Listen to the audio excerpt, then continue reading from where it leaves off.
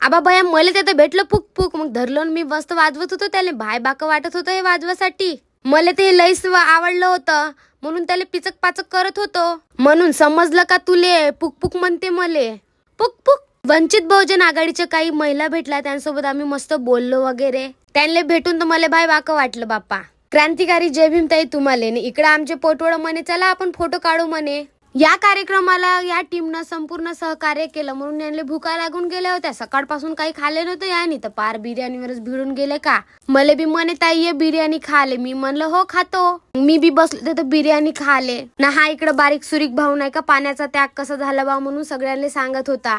भाषण खतरनाक दिलं यानी. त्याच्यावर पोटभर जेवण बी दिलं. माया ताटात तर मस्तच मटणाचे पिस होते बाप्पा. मीनं बी एकदम पोटभर खाऊन घेतलो ना निघालो आपल्या घराकडे जासाठी.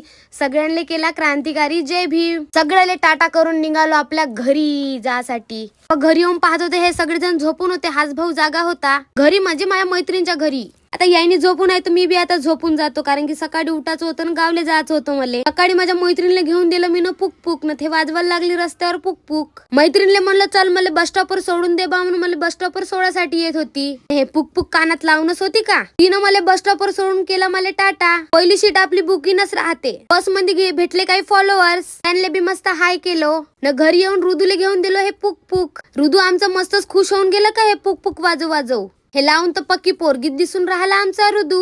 मला घरी भेटायला आले होते काही फॉलोअर्स. खूप खूप धन्यवाद दादा मला भेटायला आल्याबद्दल. थँक्यू.